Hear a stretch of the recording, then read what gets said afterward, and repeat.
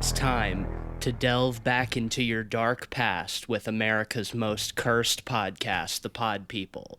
I'm Tisse Van Rossum, and I ain't got no skin to hold me down. There ain't no skin on me. And I'm Ben Sheets, and I'm just enjoying some naked tendies over here. Who doesn't love a good naked tendy? Well, Cleveland is still rolling around in the wet depths of the sponsor shelf somewhere. So it's a Pod People classic today, just me and Ben.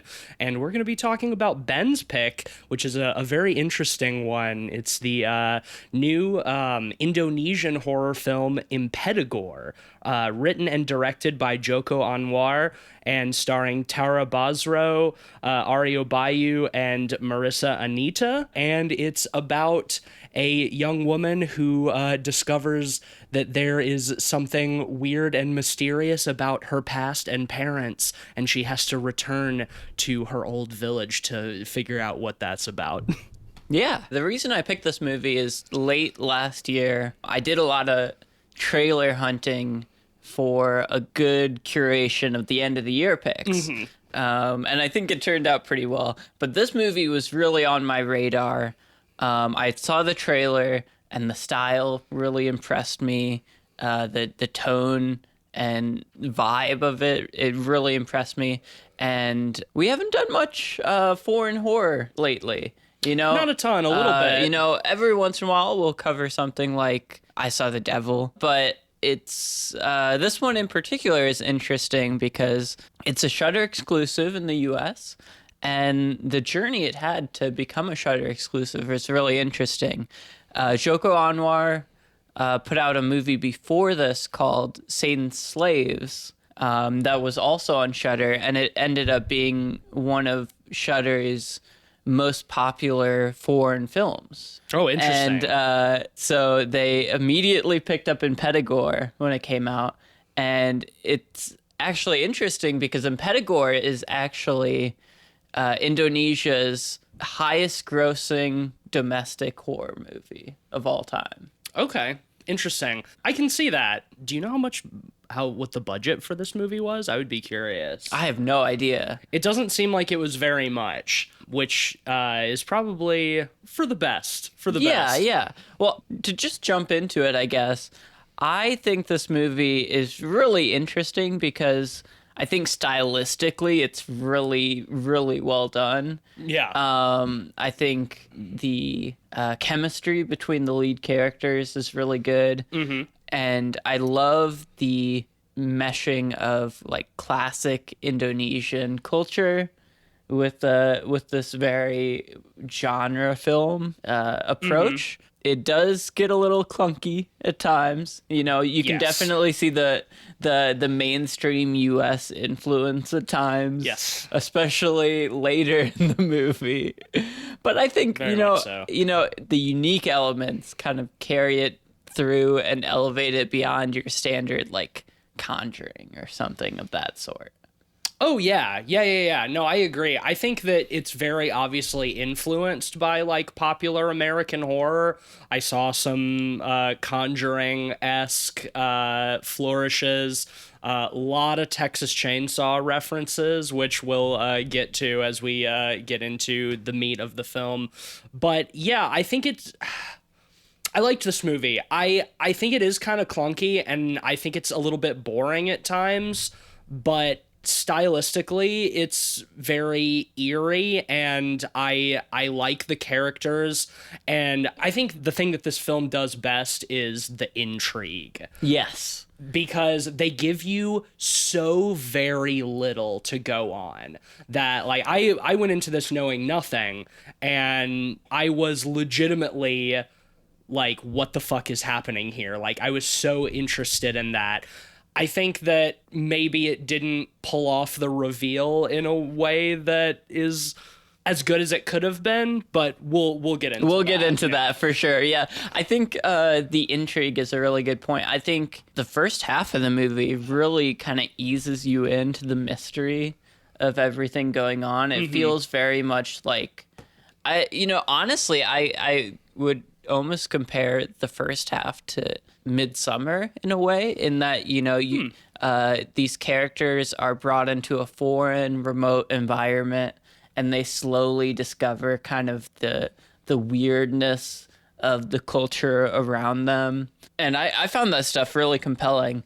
I think this movie also does a great job of starting off with such a bang with that opening sequence. Let's talk a little bit about that. So the opening starts with, you know, the two friends, Maya and Dini. Yeah, Dini. They work at kind of a traffic stop. A toll booth. Yeah. And, you know, they're talking to each other on the phone the whole time, just having small talk. And the dialogue is really realistic, and it's well done. It seems like they're genuinely friends, and they build the characters really well. But there's a creepy guy that always is coming to Maya's toll booth. Right. And she mentions this. And he'll sometimes come back through 3 or 4 times in a night, and that she mentions that he's always looking at her like he wants to eat her or something. Anyway, yeah, and you know, while they're talking, he shows up again. He goes through, and you know, she tries her best to ignore him, and he stops a little past the toll booth and starts walking back. And he grabs a machete with him. Well, before he grabs the machete, he comes and he asks her name and if she's from a village and if she's the daughter of someone, and then comes back at her with the machete in a very harrowing scene where she's locked her little booth to try to keep him out, but then when she sees him coming back with the machete, she wants to get out and run, but then can't unlock the booth. That is very tense. And then he chases her and catches her and notices a scar on the inside of one of her thighs and cuts it open and says something to the extent of, we don't want what your family left behind, or something like that, and is about to bring the machete down, and he gets fucking domed by a security guard who shows up. So a really great way to like start the film with a bang and be like, okay, what the fuck is this all about? It's so interesting because after that, you know, they very sparsely sprinkle in the horror as you go on. And Anwar has kind of a mainstream American horror genre sensibility in a lot of ways, in that he will sprinkle in jump scares that don't really amount to much. Yes. Early in the movie. And fake out creepy stuff. Yes. That's why, yeah, I think you're absolutely right. That's like a great example of like the American horror aesthetic, especially recently. The example I think of is like when they get to the village and they're in the house and Maya's like looking at all of the pictures, and you see down the hall this like hooded spooky figure that's just walking closer and closer and closer to the room as the creepy music swells, and then the figure gets right to the door and it's Dini who's wrapped herself up in a blanket, you know. It's like just all kinds of stuff. It's like, ooh, this is creepy, what's happening? And oh no, nothing. Yeah, a lot of psych outs, but you know, you do get a couple jump scares and little horror bits early on that kind of foreshadow what's to come.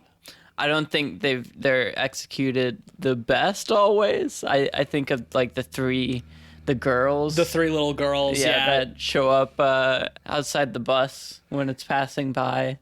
And then she sees them again a little ways down the road and like, hey, I just saw those 3 girls. It's like, that's not possible. It's 1 a.m. What are little girls doing out in the woods? Yeah, well, I think that kind of stuff is kind of clunky and hokey. I I do really appreciate the visual style of a lot of that stuff. I love how dark this movie is. Yeah, it's very atmospheric, especially when you get to the village. Yeah, and even before, like in the first scene, when the creepy guy shows up in his car, and there's obviously like red running lights along the bottom of the booth, but the effect that it has is that it looks like the inside of his car is like glowing red, so he just looks like really spooky. And that's the same, they do the same kind of thing on the bus. Like the forest outside of the bus is red because of like the bus's brake lights. So when you see the little girls standing in the woods, it's like very creepy and dark and red. I really like that stuff. And I think the way they pull the rug out from under you with the first scene makes you uneasy with any strangers in the movie. Yes. The dude sitting behind them on the bus is creepy. There's a guy that gets up and walks back towards Maya on the bus. That's creepy. Everyone, is creepy because they're a stranger in the movie. The implied threat. It does a really good job of like getting you into Maya's headspace. Yeah. She's like really our central perspective for most of the movie. And yeah, I love that. It's like you can't trust anybody. Except like it's like her and Dinny, they're the only ones who are like cool. Yeah. Well, I want to talk about the style a little bit more as well. Especially in this remote village, I found the village itself kind of the centerpiece of this movie in a lot of ways. It's a very remote village with no direct roads to it. Yeah, obviously extremely poor. Extremely poor, no electricity. Everything's by candlelight, which gives it such an orange glow to everything. Obviously done very intentionally, but very effectively as well. I feel like the house they stay in is almost a little bit too creepy. You know what I mean? It's like the most haunted haunted house.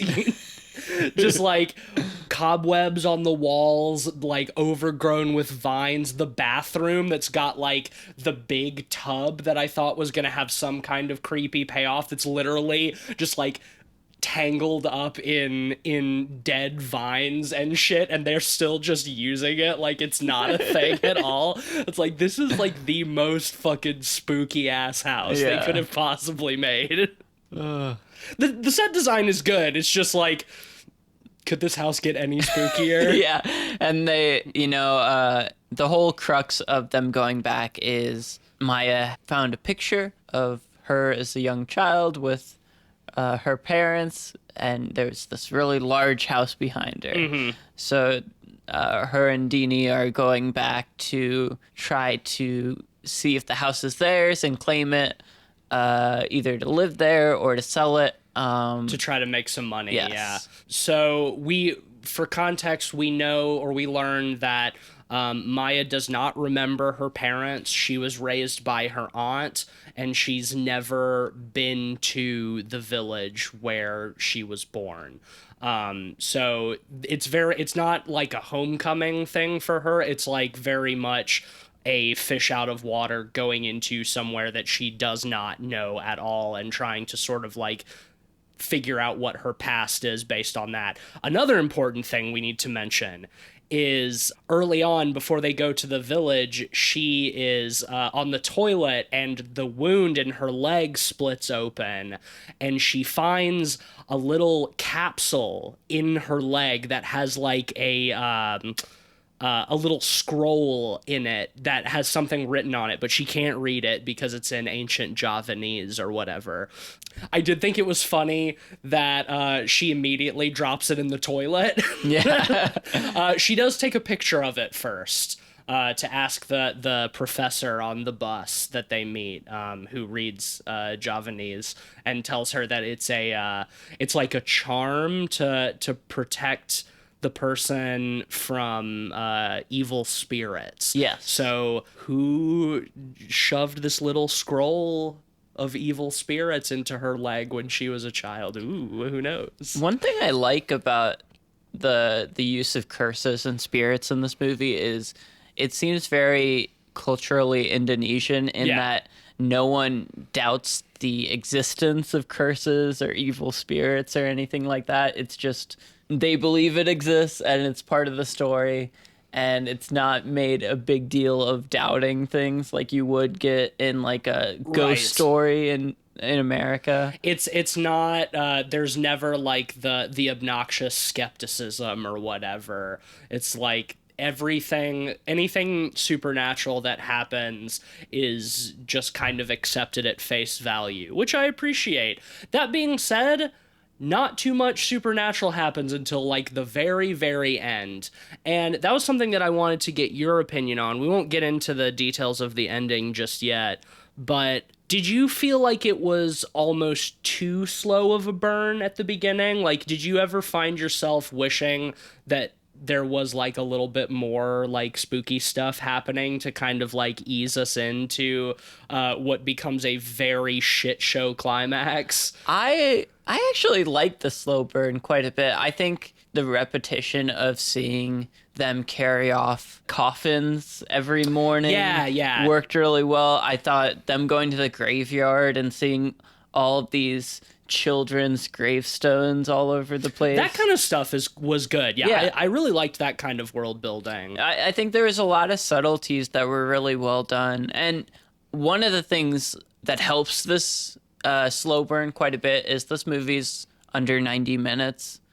It's like 86 minutes. Yeah, 86, 88. Yeah. So it really doesn't overstay its welcome all too much. No. I kind of wish it would have stayed subtle and maybe sprinkled some more hints on what's to come. Yeah, see, that's my thing. I think that for a ghost story, it's very light on ghosts until it's not. You know what I mean? Like, there's a lot of great world building and things that are implied, like you mentioned, seeing the coffins, all of the like infant graves and stuff that babies that die on the same day they're born, stuff like that. So it's like we know there's something going on here, you know, like the guy at the beginning says we don't want what your family left behind. So there's like, okay, this village is cursed somehow. Like that's what we continue to be told, is that it's like cursed. It's like, okay, but give me a little bit more ghost stuff if you're going to make it about ghosts. See, I thought in the first half it was going to go in A Village Gone Insane. Oh, okay. Interesting. You know, and go that route with, I don't know, with crazy villagers, crazy traditions and practices. They do a good job of making you very uneasy with the villagers. Yes. So I thought they were going to go in and get way over their heads due to the insanity of the location.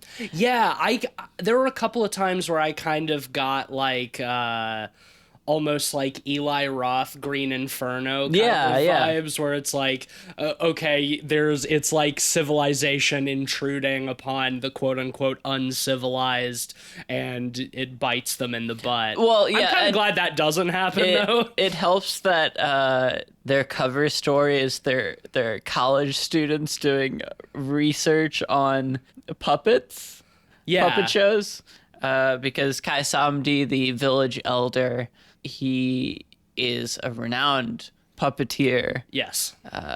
Ki Saptadi. Yes. He is, we don't know much about him for a while, other than he's the village wise man, and that he travels to do this very specific old Indonesian shadow puppetry. So that provides them a very good cover story to not just be like, yeah, I think this big fancy house is actually mine and I want it.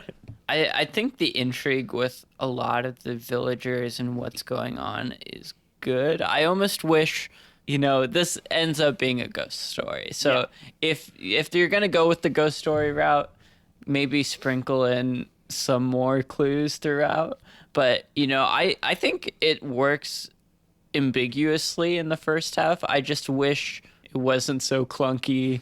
Yeah, in the second and third act reveal. Yeah, maybe that's a better way to think about it. That like the answer is not necessarily to put more ghost stuff in it. It's to have the climax match what is happening in the first part of the movie, because I think it does kind of become disjointed towards the end in several ways that I'm not a big fan of.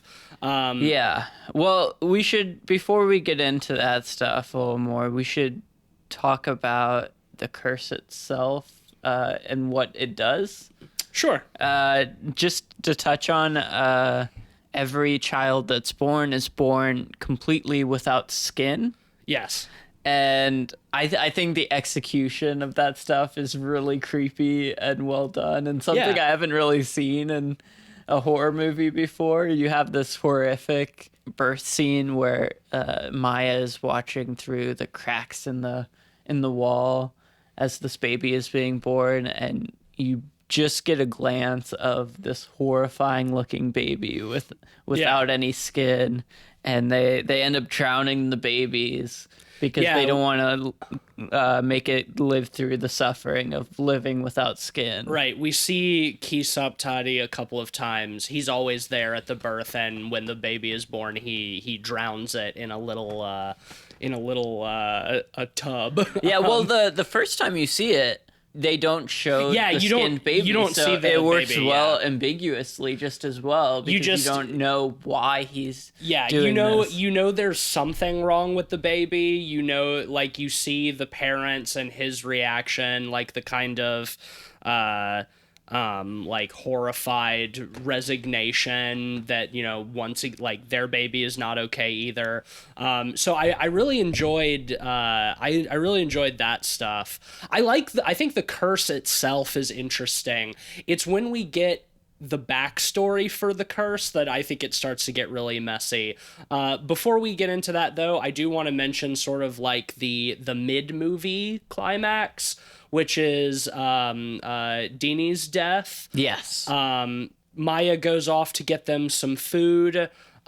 These two guys come to the house and talk to Dini, and she says they sort of tell her that, like, Kisaptari has the paperwork for that house, and that they're waiting for the daughter of the people who used to live there to come back and claim it. And so Dini says, like, oh, that's me. Even though it's actually Maya. And so they take her off, they abduct her in the woods, and then sort of like ritually bleed her out in like an old dilapidated and skin building. her. Yes, and skin her. We don't see the actual skinning. We just see Kisaptari's creepy old mother going out behind the house later and hanging up some flaps of skin on a clothesline. But the first one, I did think it's funny, the first one she hangs up is like her titties. So just hanging out some titties to dry on the clothesline. Yeah, I thought that whole sequence was really well done. It was almost Hostel-esque in a way. Yep. Once again, the Eli Roth influences. Very reminiscent in, tying someone upside down. But I thought that the whole sequence was incredibly tense and well done. And you don't really know why any of this is happening, which makes it all the spookier. Right. They say that they need to do it quickly because there's two women who could go into labor that night. So we know that this has something to do with how they think that they can break the curse, but why it involves skinning a woman, we don't know until later. Should we start to get into some of that stuff?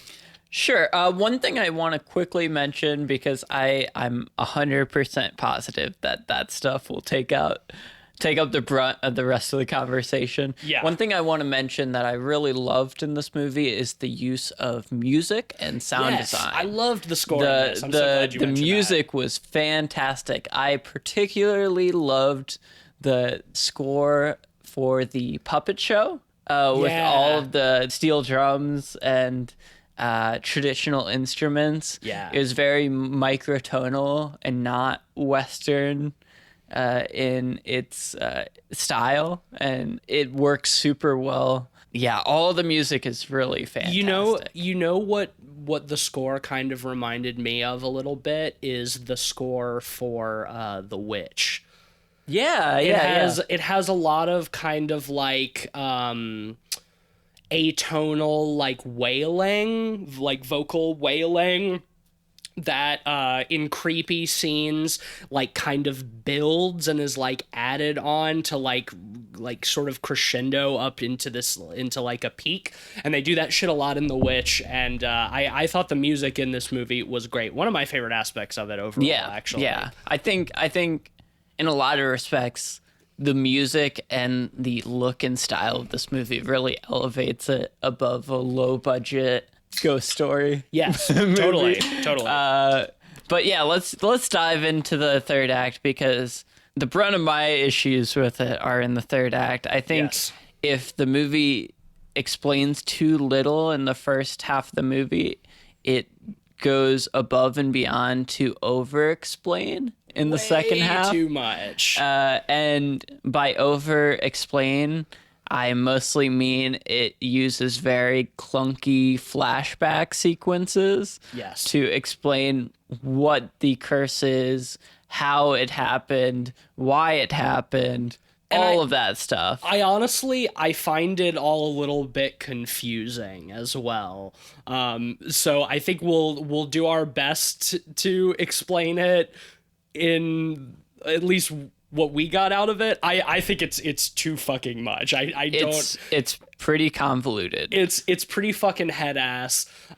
So Maya meets this other woman who she discovers is the wife of the guy who tried to kill her in the city, and she explains that Maya's father was like the village elder before Ki Saptati or whatever, and had this big fancy house and lived there with like his hot wife or whatever, but they couldn't get pregnant, so he made a deal with the devil or something, and so the baby was born without skin, and then he went and killed 3 little girls and skinned them and turned their skin into puppets, which then made his own baby grow skin. It's very convoluted. So I think they have that explanation, and then they have later in the movie one of the ghosts kind of touches Maya to like give what actually happened, and what it turns out is so long is Kai Sapadi, he impregnated the wife, and his mom cast a spell to make him forget about it, to make him forget that he had sex with the other, with that was confusing to me. Yes, and the curse was placed arguably by her. I think that is the implication, yeah, but it still doesn't change the fact that Maya's father, who she thought was her father, murdered those little girls for their skin and did something with their skin to make her have skin. But then also now those little girls are ghosts. See, that's the thing. It's like we see the little girls in the woods at the beginning when they first get to the village, and then it's pretty much forgotten about for a big chunk of the movie until Maya's like running away and she like she hops in the back of like this dude's truck that she sees, and he's like driving down the road, and all of a sudden one of the little girl ghosts is in his passenger seat and peels off her skin and makes him crash into a tree.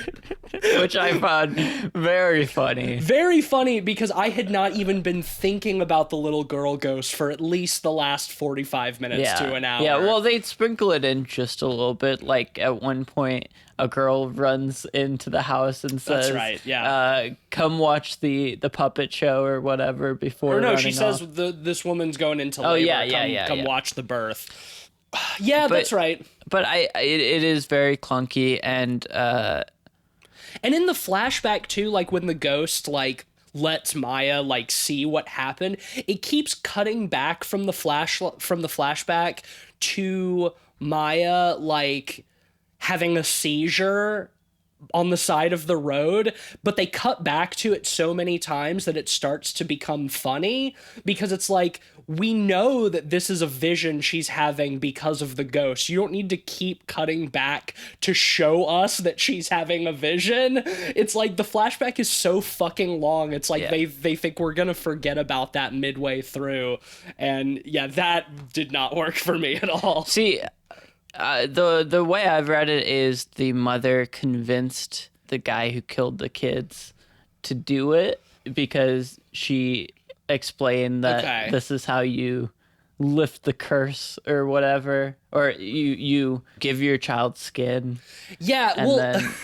the confusing thing about it too is that after or that like at one point in the first flashback we see that her father went crazy and like killed a bunch of people, like all of the musicians and stuff at the puppet show, and then himself. But then in the other flashback we see that was actually Ki Saptati doing that he drugged her dad so he could kill all of those people to make it look, and then like made him cut his own throat so that he could make it look like her dad was crazy, but he was crazy because he murdered those little girls and skinned them to make puppets.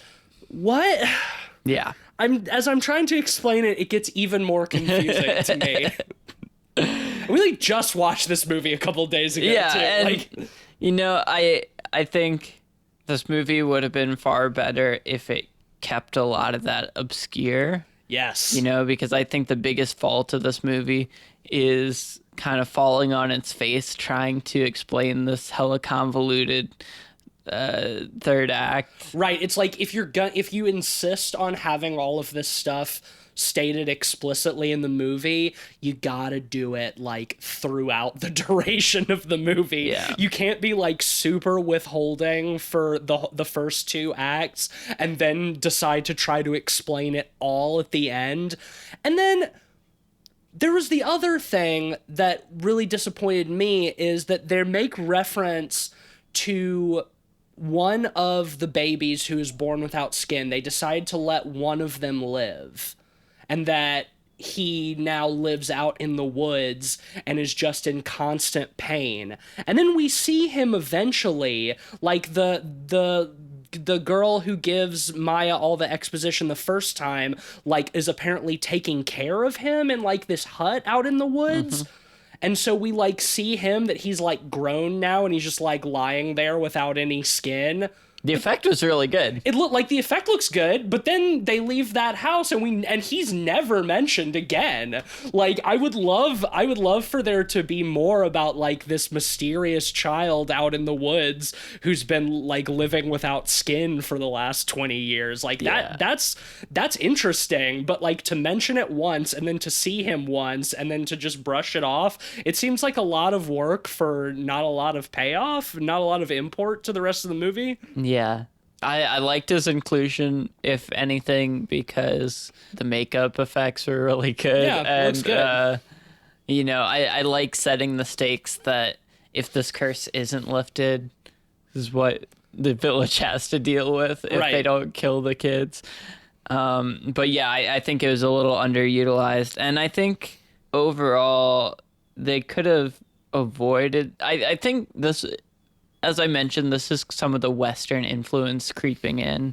I think especially in the idea beset by the little girls coming to Maya that she can lift the curse. Yes. By burying the skin puppets in the same... with their bones. Yeah, with their bones. Which she knows from the flashback are in the basement of the big house. Yeah. I thought that kind of tied things up a little too cleanly. And well, and that's the thing. And it kind of tied that element up too cleanly, only to undo itself in a bit of a sloppy way. Yes. In that, after that, we have a confrontation with Kai Sapati and Maya, where, you know, he's planning on killing her to skin her to try to lift the curse, or what he thinks is the curse. And she reveals that he's her father. And that his mother was the one who like placed the curse on the village or whatever. And his mom like puts a knife to her own throat and is like, it's either me or her. You either kill her and finish this, or I'm gonna kill myself. And then like one of the other villagers runs in and is like, the baby was just born and it's healthy and normal. So like Maya's like, yeah, I told you, I lifted the curse. And then Kisaptati cuts his own throat for reasons. Well, earlier on in the movie, the woman that's helping Maya threatened to cut her own throat to haunt the villagers that were Right. you know, threatening to rape her or whatever, being really rapey and creepy. I'll kill myself and then come back as a ghost. So I read that as him trying to become a ghost? Trying to haunt his mother. Oh, interesting. Okay. Well, for what, you know, she did. As revenge. But then she just immediately goes over to his body and picks up the knife and then cuts her throat. Yeah, well, the other thing mentioned with the character that's helping Maya is curses cannot be lifted. They can only be transferred. Yeah, they don't go away. They can only change. Yeah. Something like that. So it's still sloppy in its execution, but I think that element helps a little bit in that, you know, the curse of the babies was lifted, and then Kai Sapati tries to haunt the mother to, you know, curse her, and then she kills herself and ends up cursing the village once again. Yeah, well, let's talk about that. Because I agree with you. I think that little bit of dialogue about like changing curses does give an explanation for the very end of the movie, but I think it's still done in such a kind of dumb way that it's funnier than it is scary. First, we should mention that, or I did want to mention, as after the confrontation with Kisaptati, Maya runs out of the village like as the sun is rising, and just like Texas Chainsaw Massacre, hops into the back of some dude's pickup truck and drives away down the road like laughing and screaming triumphantly because she's gotten away. So yet another little Texas Chainsaw nod, but instead of just tastefully cutting to credits there, they gotta cut to 1 year later. 1 year later, we see that the village seems to be doing better. It certainly looks better taken care of. There's people. It looks like it has some commerce. Everything's cool. We see a woman, a pregnant woman, and her husband in their house, and you know, talking about the baby or whatever. She goes outside to do something, and she's like looking in a mirror, and then we see the ghost of Kisaptati's mother behind her, and cut to inside the house, and we hear her screaming, and the husband runs outside, and she's like sitting on the ground like covered in blood, and it goes to the mirror, and it's just Kisaptati's mother like shoveling handfuls of like baby into her mouth. Just like like what? He learned What? Joko Anwar learned that you gotta have a last last scene stinger in your horror movie to make people remember it. Yeah, and he just that's went very about American it too, yeah. in the weirdest way. Like, usually those things are so badly handled anyway, and it's like, yeah, this was no different. It's just like, okay, the curse has changed now, but why is it only just now happening a year later? Why does it still have to do with babies? Why is the ghost of Kisop Tadi's mother eating babies? Like, what? I don't know. Maybe they're setting up for this to be Indonesia's The Conjuring franchise. So we're gonna get Impetigore 2, and then spin-offs. Impetigore. And then by the time they get around to the fourth one, they can just call it Impetifor. Perfect. Right. Yeah, I don't know. I think that's pretty much everything I have. Do you want to rate? Do you have? Yeah, I think I'm pretty much good to rate. Okay, you go first. While I definitely have problems with the over-explaining, I was hooked in the first half of the movie, and I think it's really well done. You know, stylistically, it looks really good. A lot of the camera movements are really interesting and creative. I love, for example, when Deanie's tied up and they do that really slick rotating shot. Love that. Yeah, and I think the music is great. I think, once again, this is a really interesting movie in that it kind of merges Indonesian culture and folklore with American horror sensibilities, and it's a genre film through and through. I'm gonna give it a 3.5. I definitely think it's worth checking out if you're even modestly interested. Yeah, I'm pretty much right along those same lines. I think this movie does a lot right. I think in terms of atmosphere, it's very successful. It's very cleanly made. Looks great, sounds great. The acting is solid across the board. I enjoyed all the performances. I think it gets really lost up its own ass in the third act. Very much so to its detriment. But it's definitely interesting to see what like really popular, successful horror in Indonesia looks like, because it's a film industry that I do not have any real knowledge of whatsoever. So it was really nice to get a foray into that.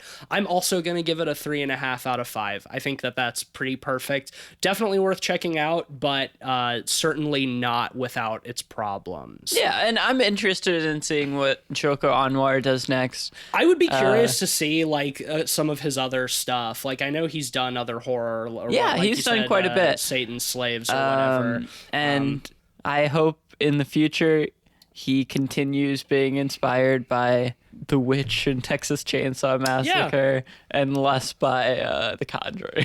Yes. Choose your references wisely, for sure. Yeah, that will give Impetigore an average of a unanimous, actually, 3.5 out of 5 pods. So yeah, check it out.